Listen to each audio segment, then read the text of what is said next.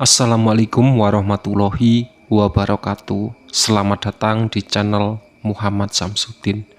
Di kesempatan kali ini saya akan melanjutkan cerita Tumbal Pesugihan Ibu part 14. Sebelum masuk ke ceritanya, jangan lupa subscribe dulu ke channel ini. Selamat mendengarkan.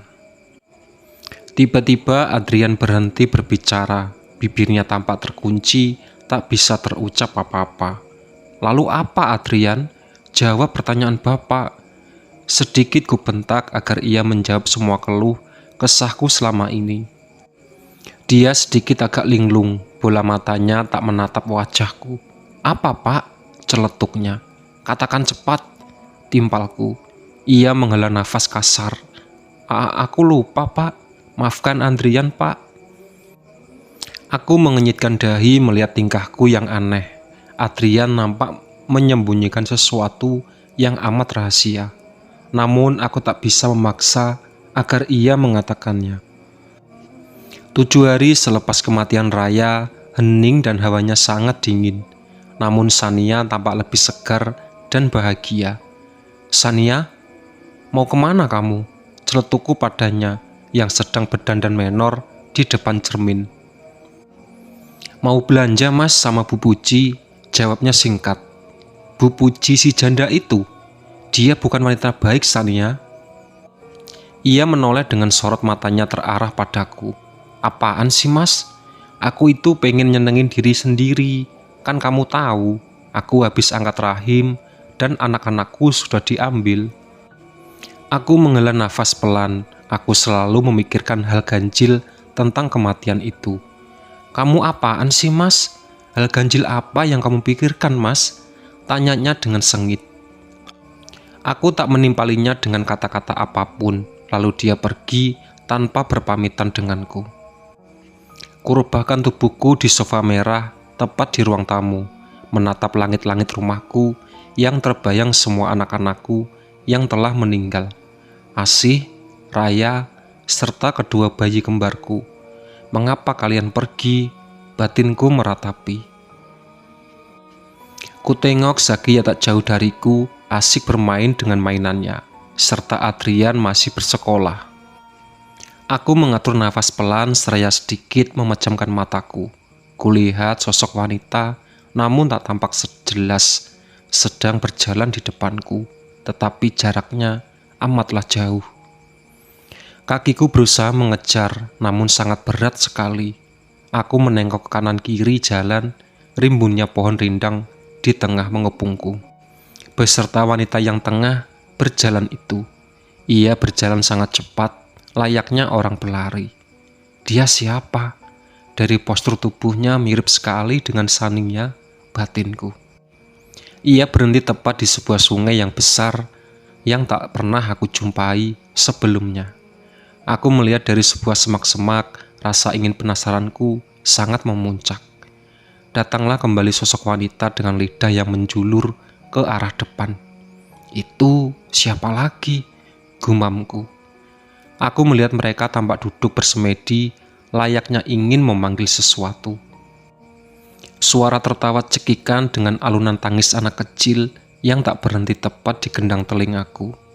Aku masih terfokuskan kepada mereka yang masih tetap diam bersemedi, walaupun suara aneh memang menggangguku.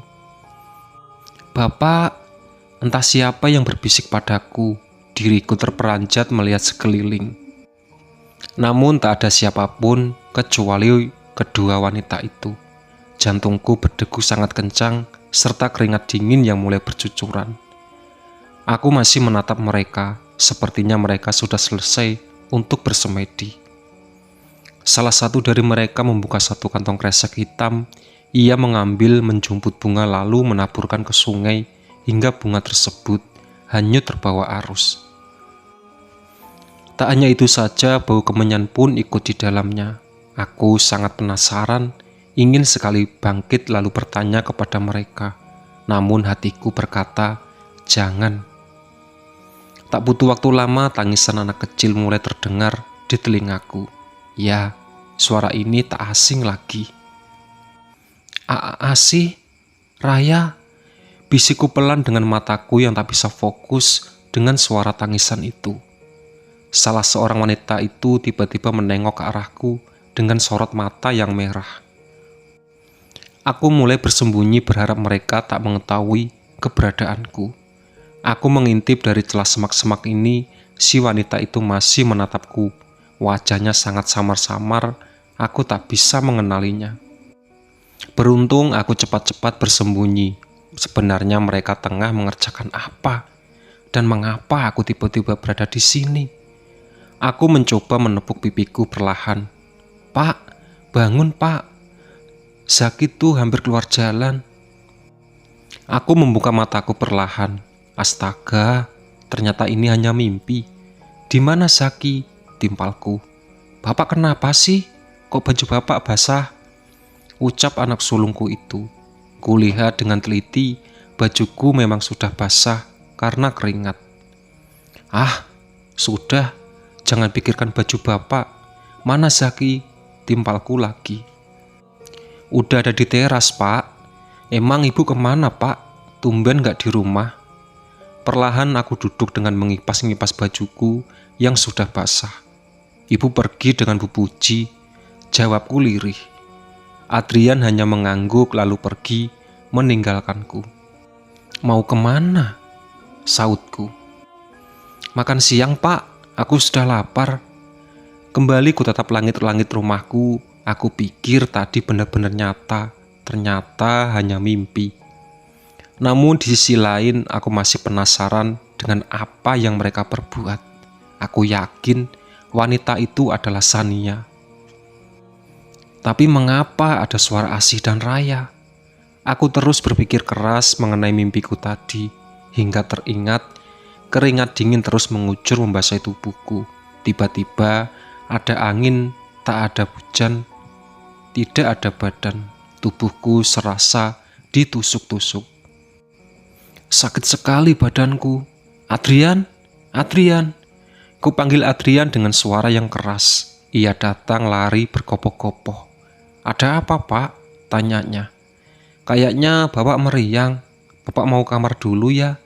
Kamu jagain Zaki," ungkapku. "Bapak mau minum obat dulu?" tanyanya. Aku hanya menggeleng. "Nanti saja. Pusing banget di rumah. Semua anakku sudah mati. Tapi sepertinya aku masih kekurangan uang.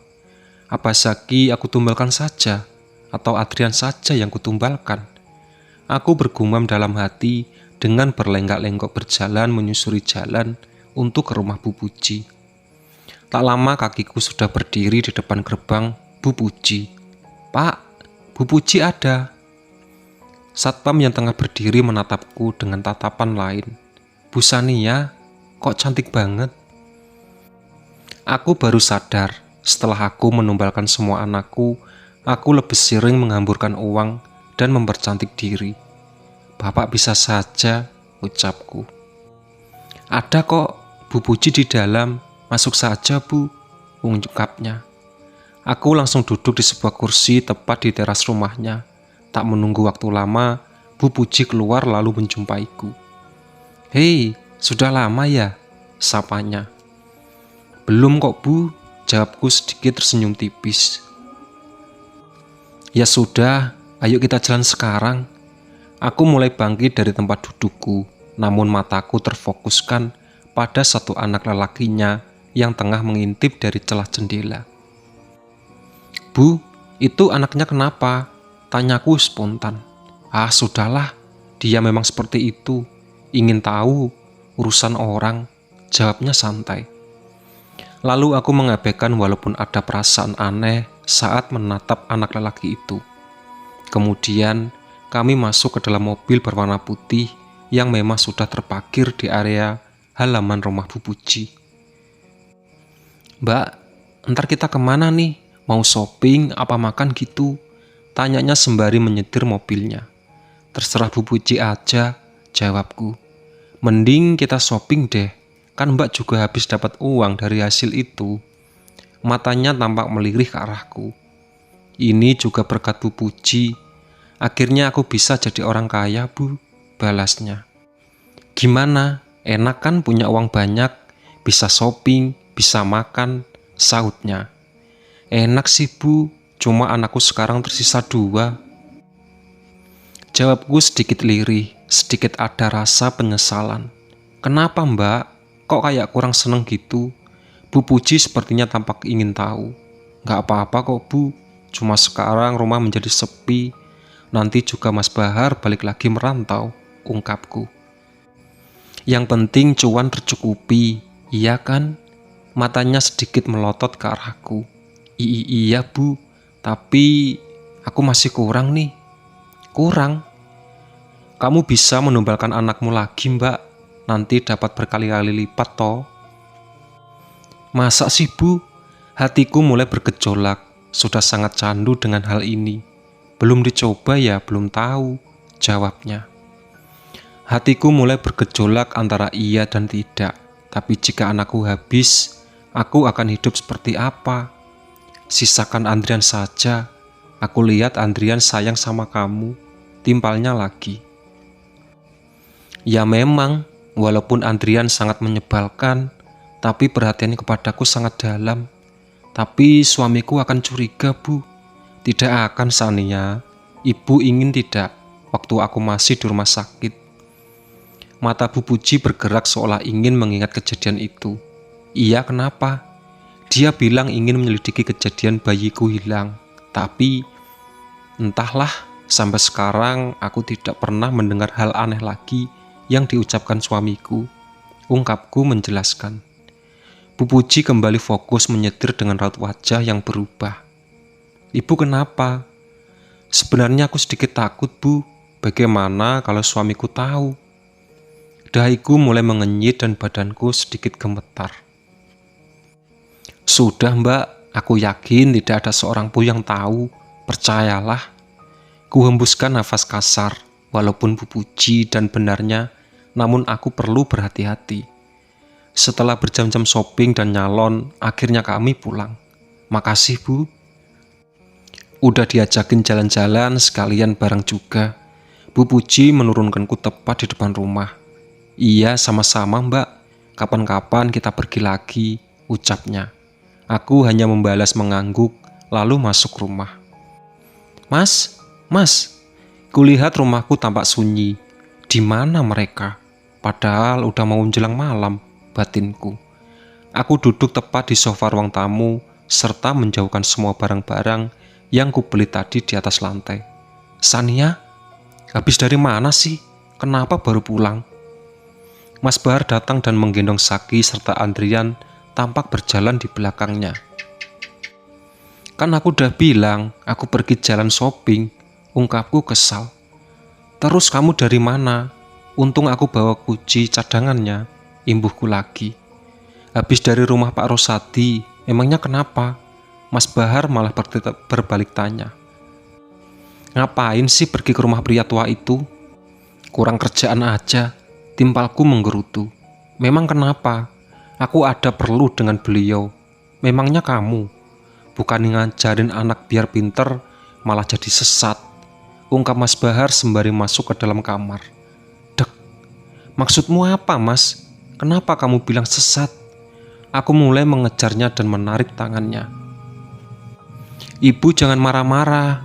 Adrian si bocah kecil mencoba meledakkan perkelahian kami. Adrian, masuk, jangan ikut. Aku membentaknya dan mendorongnya tepat ke depan pintu kamar miliknya. Jangan terlalu kasar Sania, timpal Mas Bahar. Tidurlah Saki dahulu, lalu keluar, aku ingin bicara, ucapku. Mas Bahar duduk tepat di depanku dengan tatapan yang amat benci. Mengapa kamu bilang kalau aku sesat? Aku mencoba mempertanyakan pertanyaan yang sama. Kamu takut semuanya akan terbongkar? Alis sebelah kirinya naik dan menatapku dengan sinis. Apa yang harus kubongkar? Aku tidak memiliki rahasia. Aku mencoba melawan walaupun diriku sudah gemetar sedikit takut. Orang salah, mana mau ngaku, bentaknya padaku. Aku terkejut sekali memperbaiki nafasku yang mulai sesak. Kamu takut kan? Aku tahu perbuatanmu Sania. Aku perlu, kamu saja yang aku binasakan. Bisiknya tepat di telinga kananku. Tubuhku tak berhenti bergemetar. Aku merasakan takut yang amat dalam. Mas Bahar sudah tahu. Kamu tahu apa Mas tentang aku? Jangan nuduh macem-macem deh. Aku menatapnya dengan sedikit gemetar. Namun ia tampak tak acuh sekali. Aku sudah tahu, Sania. Kamu memang ibu yang kejam. Bentaknya padaku. Dahiku mengenyit. Aku tak bisa membiarkan Mas Bahar tahu tentang ini. Aku tidak peduli denganmu, Mas. Omong kosong, tidak berguna. Aku bangkit dan berniat menuju ke kamar. Hei, selesaikan dulu. Ia menarik tanganku dengan paksa dan membungkam mulutku. Aku berusaha berteriak serta berniat menggigit tangannya yang membungkam mulutku. Namun sangat susah sekali. Diam, Sania, aku akan membinasakanmu, bisiknya padaku. Aku tak bisa berbuat apa lagi. Mas Bahar seperti monster yang ingin melahap mangsanya. Namun dengan sekuat tenaga, aku berhasil menggigit tangannya dan bisa melepaskan diri. Hei, Sania! Aku berlari menuju kamarku dan mengunci dari dalam. Mas Bahar ingin membunuhku. Mas Bahar sudah tahu semuanya. Bukankah tidak ada orang lain selain Bu Puji dan aku? Jadi dia tahu dari mana? Gumamku dalam hati terduduk lemas di belakang pintu. Sania, buka Sania. Diam Mas, nanti anak-anak akan terbangun, sautku dari dalam kamar. Aku harus bagaimana ini? Kabur, tapi kemana? Apa aku harus pergi ke rumah Bu Puji sekarang juga? Mas Bahar terus berusaha masuk dan mendobrak pintu berkali-kali. Tenaganya sangat kuat sekali. Aku mulai membuka lemari berisi semua perhiasan serta uangku. Aku berniat pergi sebelum Mas Bahar bisa masuk kamar. Aku akan keluar melalui jendela kamarku. Aduh, Mas Bahar, kenapa sih begini? Tubuhku bergemetar takut sekali. Namun suara dobrakan pintu dari Mas Bahar sudah hening. Mas Bahar pergi, gumamku dalam hati. Ah, sudahlah, aku tak menghiraukannya. Aku harus pergi sekarang. Aku hanya membawa uang serta perhiasanku. Baru saja aku membuka jendela ini, aku terkejut. Ternyata Mas Bahar sudah mempergokiku. Ah, sial. Mau kemana, Sania? Matanya mendelik lalu mendorongku ke atas ranjang. Mas, tolong Mas, aku hilaf. Maafkan aku. Aku terus memohon kepadanya. Ia membawa sebilah golok tajam di tangan kirinya. Sania, ibu jahanam, apakah kamu bisa kembalikan anak-anakku? Bisiknya terdengar sangat menakutkan. Aku menelan ludah dengan kasar. Degup jantungku serasa berhenti. Mungkin saatnya aku akan mati di tangan Mas Bahar. Mas, tolong, aku hilaf. Aku sadar perbuatanku sudah sangat fatal. Aku mencoba membujuknya. Mas, tolong, buang golok itu dari tanganmu, Kung. Aku takut, Mas. Imbuhnya lagi. Ia menoleh pada golok yang sedang ia pegang. Ini, kamu takut? Aku mengangguk pelan. Tapi mengapa kamu tidak takut di saat semua nyawa anakmu direnggut oleh iblis seperti dirimu? Ungkapnya. Ini bukan salahku, Mas. Tolong percayalah. Mas Bahar meludahiku. Omong kosong. Mana semua uangmu dan perhiasanmu? Ia menodongkan goloknya serta meminta perhiasan dan uangku. Untuk apa, Mas? Ini milikku. Aku mencoba menahan tas yang memang berisi semua uang dan perhiasan. Sini, akan aku bakar semua uang haram milikmu, Sania. Ia menarik paksa tasku serta golok yang ditodongkan tepat di depan wajahku. Aku tak bisa berkutik apa-apa lagi. Tas yang semula berada di tanganku sekarang sudah di tangan Mas Bahar. Perlahan ia membuka tas milikku. Tetapi, apa ini? Bau apa ini, Sania? Tatapan Mas Bahar seketika berubah. Abu apa, Mas? Ia memperlihatkan di dalam tasku ternyata uang dan perhiasanku berubah menjadi abu hitam. Kemana uangku? Aku menatap dan mengorek ke dalam tasku, namun tak ada uang atau perhiasan sepeser pun. Sudah terbukti sekarang Mas Bahar kembali berulah. Ia masih menodongkan goloknya padaku. "Bapak, Bapak, Ibu, Zaki pingsan!" Teriakan serta gedoran di balik pintu membuatku terkejut. "Ada apa, Adrian?" teriak dari Mas Bahar. Aku langsung panik menggendong Mas Bahar keluar dari kamarku. "Kenapa, Adrian?" tanyaku pada si anak sulungku ini. "Zaki pingsan, Bu, muntah-muntah," jawabnya.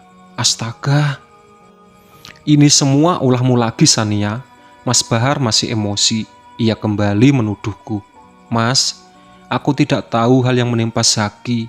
Cukup, jangan menuduh aku lagi."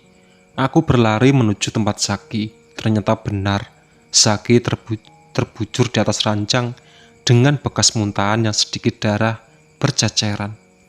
"Badannya dingin, Bu," ungkap Adrian. Aku menelan ludah kasar, kuperiksa denyut nadinya serta hembusan nafasnya. Namun aku tak merasakan adanya hal itu. Zaki tumbal berikutnya. Aku membatin.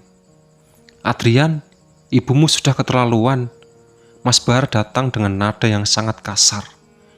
"Bapak, kenapa bau golok seperti itu? Bahaya, Pak," ucap Adrian.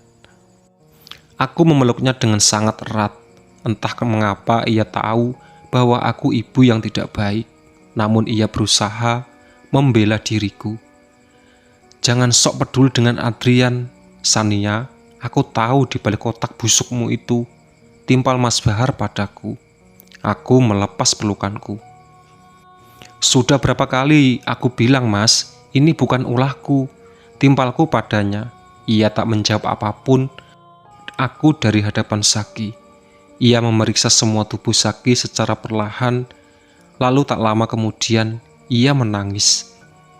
Ia berbalik badan dan menatapku dengan derayan air mata terus mengalir di pipinya. "Lihat, Sania, Zaki sudah tak bernyawa. Apa kamu masih bisa merasakan sedih? Apakah kamu masih bisa menangis?" Aku menatapnya dengan mata yang berkaca-kaca. "Apa kamu masih percaya Tuhan?" ucapnya membuatku sangat tersadar. Aku adalah ibu yang keji. "Mas, aku khilaf." Itulah sahabat cerita dari Tumbal Pesugihan Ibu. Ditunggu part selanjutnya. Oke.